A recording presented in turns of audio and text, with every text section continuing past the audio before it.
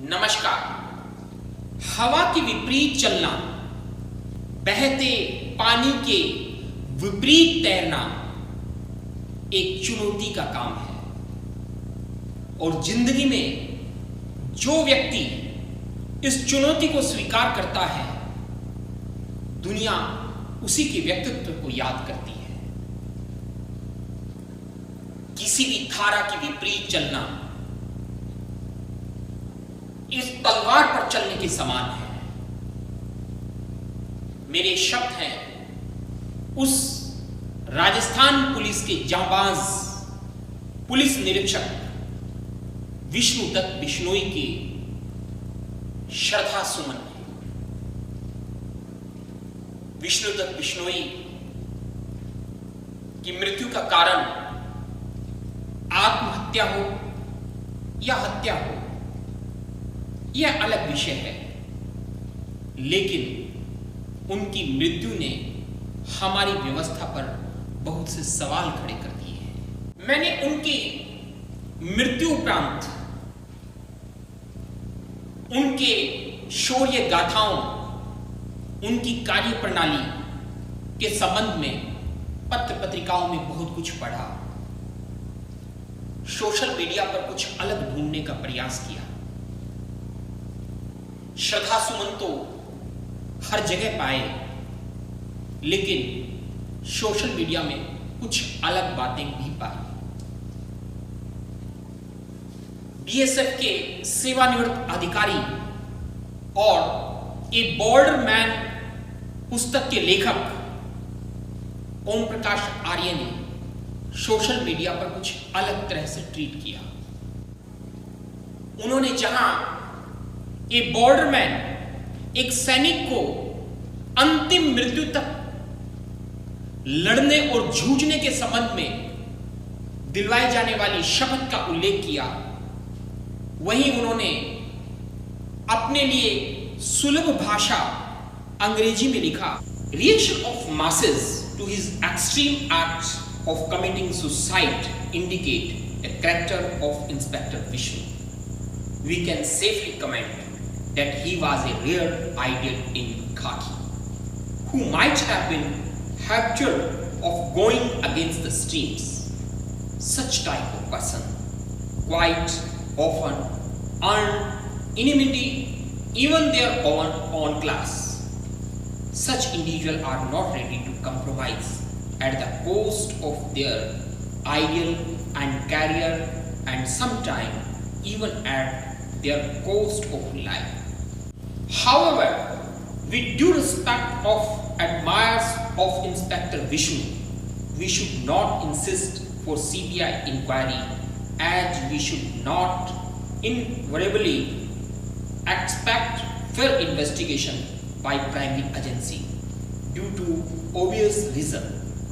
They should not oppose the inquiry being conducted by Rajasthan Police. My respectful honor for Inspector Vishnu. अर्थात आत्महत्या करने के अपने चरम कार्य के लिए जनता की प्रतिक्रिया इंस्पेक्टर विष्णु के चरित्र को इंगित करती है। हम सुरक्षित रूप से टिप्पणी कर सकते हैं कि वह खाकी में एक दुर्लभ आदर्श पात्र थे, जिन्हें धारा के खिलाफ चलने की आदत रही होगी। इस प्रकार के व्यक्ति अक्सर अपने स्वयं के वर्ग में भी शत्रुता अर्जित करते हैं। ऐसे व्यक्ति अपने आदर्शों और कैरियर की कीमत पर और कुछ समय अपने जीवन की कीमत पर भी समझौता करने के लिए तैयार नहीं होते हैं। हालांकि इंस्पेक्टर विष्णु के प्रशंसकों के लिए उचित सम्मान के साथ उन्हें सीबीआई जांच के लिए आग्रह नहीं करना चाहिए। उन्हें स्पष्ट कारणों से प्रीमियम एजेंसी द्वारा निष्पक्ष जांच की उम्मीद नहीं करनी चाहिए। उन्हें राजस्थान पुलिस द्वारा की जा रही जांच का विरोध नहीं करना चाहिए। इंस्पेक्टर विष्णु को मेरा सम्मानजनक सम्मान। सोशल मीडिया पर अलग तरह की प्रतिक्रियाओं में भारतीय प्रशासनिक सेवा के सेवानिवृत्त अधिकारी RN अरविंद ने कुछ अलग तरह से अपने अलग अलग ब्लॉग लिखे। उन्होंने पहली प्रतिक्रिया में लिखा, पुलिस अफसर विष्णु जी बिश्नोई के बाबत पूरे राजस्थान में सम्मान के स्वर सुनाई दे रहे हैं। ऐसा बहुत कम होता है। इस अधिकारी को न्याय मिलना चाहिए। ऐसा लगता है इस अधिकारी को ऐसी ठेस पहुंची है जिससे उसने ऐसा कदम उठाया। जब आम हवा अधिकारी के पक्ष में है तो न्याय जरूर मिलना चाहिए। राजनीति से न्याय की उम्मीद ना दिखे तो उच्च न्यायालय का सहारा लेना चाहिए। इस सम्मानित अधिकारी को बहुत बहुत नमन। इस तरह की घटनाएं हमारी व्यवस्था पर प्रश्न चिन्ह उत्पन्न करती हैं। कुछ बातें पर्दे के पीछे होती हैं, लेकिन पर्दों के बाहर जनता के बीच उनकी चर्चाएं गरमाई रहती हैं। भारत की राजनीति में और कम से कम हमारे क्षेत्रों की राजनीति में प्रशासनिक कार्यों में, चाहे वह सामान्य प्रशासन हो या पुलिस प्रशासन हो, राजनीतिक नेताओं और उनके पिछलग्गू कार्यकर्ताओं की हस्तक्षेप की कहानियां और किस्से गांव शहर से लेकर देश और प्रदेश की राजधानी तक सुने जा सकते हैं।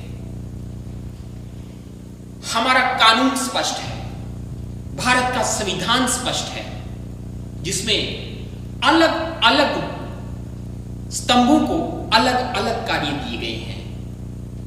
हमारे राजनीतिक नेतृत्व को विधानसभा और संसद में कानून और नियम बनाने की शक्ति दी गई है। उन्हें परिवर्तन का कार्य प्रशासन का है, चाहे वह सामान्य प्रशासन हो, चाहे पुलिस प्रशासन हो। लेकिन इस व्यवस्था में ऐसा घालमेल हो गया है कि हमारे राजनीतिक प्रतिनिधि यह अपेक्षा करने लगे हैं कि दंड प्रक्रिया संहिता में अन्वेषण की दी गई शक्तियां, जिसके अंतर्गत अन्वेषणकर्ता किसी आरोपित व्यक्ति के विरुद्ध आरोप पत्र प्रस्तुत करता है या नकारात्मक पत्र प्रस्तुत करता है, उसका निर्धारण भी राजनेता करने लगे हैं।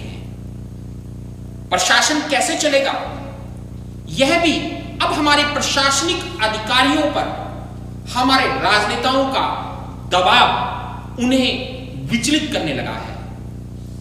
जो सामान्य प्रशासन या पुलिस प्रशासन के अधिकारी ऐसे राजनेताओं के समक्ष छोटे छोटे स्वार्थों को लेकर, चाहे वो स्थानांतरण से संबंधित हो, चाहे अन्य छोटे मोटे लाभों से संबंधित हो, नतमस्तक हो जाते हैं या विनम्र हो जाते हैं। वहां वह उस व्यवस्था का ढांचा बन जाते हैं। लेकिन वह उस व्यवस्था का बना हुआ ढांचा जनता के लिए परेशानी का सबब बनता है, जनता के लिए परेशानी का कारण बनता है। और जो उस व्यवस्था में अपने आप को रमा नहीं पाते, उस व्यवस्था में अपने आप को सहज महसूस नहीं कर पाते, वे जनता को तो लाभ देते हैं, जनता के तो हीरो बन जाते हैं, लेकिन उन्हें अपने जीवन में कई कुर्बानियां देनी पड़ती हैं। यह शाश्वत सत्य है। यह भी शाश्वत सत्य है कि आज इस व्यवस्था पर लगा यह प्रश्न चिन्ह निश्चित तौर पर हम सब लोगों के लिए मंथन का विषय है, जिसमें हमें उन राजनेताओं पर लगाम लगानी होगी कि वे राजनीतिक हस्तक्षेप को प्रशासन और सामान्य प्रशासन से लेकर पुलिस प्रशासन तक रुक जाएं, अपने आप को यही रोक दें यदि वह समाज का हित चाहते हैं तो। और यदि वह हित चाहते हैं और यदि हम हित चाहते हैं तो इन राजनेताओं का हमारे स्थानांतरण में हस्तक्षेप और डिजायर पद्धति को भी सरकार को पुनर्विचार करना पड़ेगा। यदि हम ऐसा नहीं कर पाए तो न जाने कितने विष्णुदत्त बिश्नोई समाज के हीरो हमारे बीच नहीं रहेंगे। हमें केवल उन्हें श्रद्धांजलि देने से काम नहीं चलेगा। केवल विष्णुदत्त बिश्नोई के हत्यारों या आत्महत्या के लिए दुष्प्रेरित करने वालों को सजा दिलवाने से हमारी यह मुहिम विष्णुदत्त बिश्नोई द्वारा जलाई गई अलख पूरी नहीं होगी। वह तब पूरी होगी जब हम इस दूषित की गई व्यवस्था को पुनः साफ करने की बात करें। इसी संदर्भ में मैं भारतीय प्रशासनिक सेवा के अधिकारी RN अरविंद द्वारा इसी घटनाक्रम के संबंध में लिखे गए 2 ब्लॉग की ओर चर्चा करूंगा। RN अरविंद ने अपने ब्लॉग के अंदर कुछ पुरानी स्मृतियों को इस घटनाक्रम के संबंध में ताजा किया है। उन्होंने अपने ब्लॉग में किसी दुर्भाग्यपूर्ण घटना का जिक्र करते हुए लिखा है कि कुछ और उपाय सोचिए। याद है जब एक विधायक ने पुलिस कप्तान को ही कलेक्टर की भरी मीटिंग में थप्पड़ मार दिया। अफसरों और नेताओं में झगड़ा विवाद होता है तो अफसर सरकार से न्याय की उम्मीद करते हैं और सरकार में बैठे नेता बिरादरी के नेताओं का पक्ष लेते हैं और अफसरों से पर्याप्त न्याय नहीं मिल पाता इत्यादि। RN अरविंद ने अपने इन्हीं ब्लॉग के अंदर अपनी बात को आगे बढ़ाते हुए राजस्थान के पूर्व मुख्यमंत्री भैरव सिंह शेखावत को भी याद किया है। उन्होंने कहा है वो तो अकेले शेर थे, सत्ता पक्ष के विधायकों के पुलिस पर हावी होने के जो आरोप लग रहे हैं ऐसा बाबोसा भैरव सिंह जी के वक्त नहीं होता था। भले ही उनके पास सरकार चलाने के लिए विधायकों की पर्याप्त संख्या न हो, वह किसी ऐसे राजनीतिक दबाव में नहीं आते थे। भारतीय प्रशासनिक सेवा के लगभग 5 जिलों के कलेक्टर रहे RN अरविंद ने इस संदर्भ में बहुत से उदाहरणों को लिखते हुए आम जनता से साझा करते हुए अंत में कहा है, बिश्नोई जी, हम पर आपका कर्जा है। आपने समाज के भले के लिए अपराधियों से पंगे लिए, आपने हमारे भले के लिए यह सब किया। अब हमारी जिम्मेदारी है कि हम सब वर्त लेवें। जिन्होंने आपको आत्महत्या के लिए मजबूर किया उनको हम सबक सिखाएं। समाज की भलाई के लिए जो कार्य करते हैं उनका कर्जा उतारने के लिए जरूरी है कि हम उन लोगों को हर तरह का सबक सिखाएं। प्रणाम विष्णु जी, आप ईश्वर आपकी आत्मा को खुश रखें। निश्चित तौर पर ऐसी घटनाएं हमें अंदर से झकझोर जाती हैं और समाज के लिए ऐसे प्रश्न छूट जाती हैं जो उन्हें सबक लेने के लिए काफी होती हैं। लेकिन अच्छा और समझदार समाज वही होता है जो ऐसी घटनाओं से सबक लेकर उस व्यवस्था को बदलने का प्रयास करे जिनकी परिणति ऐसी घटनाएं हैं। और केवल विष्णुदत्त बिश्नोई जी के छाया चित्र पर श्रद्धा सुमन अर्पित करने से काम नहीं चलेगा। विष्णुदत्त बिश्नोई की समाज की व्यवस्था और वर्तमान व्यवस्था के खिलाफ, हवा के खिलाफ, पानी के बहाव के खिलाफ लड़े की लड़ाई को अपने मन में रखकर एक ऐसी अलख जगानी होगी जो हमारे लोकतंत्र को मजबूत करे, जो हमारे देश को मजबूत करे, जो हमारे समाज को मजबूत करे और उन कमियों को हमारे समाज से निकाल फेंके जो हमारे समाज में ऐसी परिस्थितियों को उत्पन्न कर रही हैं, जो हमारी व्यवस्थाओं को छिन्न भिन्न कर रही हैं, जो हमारी संविधान की आत्मा को खत्म करने का प्रयास कर रही हैं। मैं समझता हूं आज हम सब इन सभी मुद्दों पर मंथन करेंगे और विष्णुदत्त बिश्नोई जी को श्रद्धांजलि देने के लिए समाज की व्यवस्था को बदलने की बात करेंगे।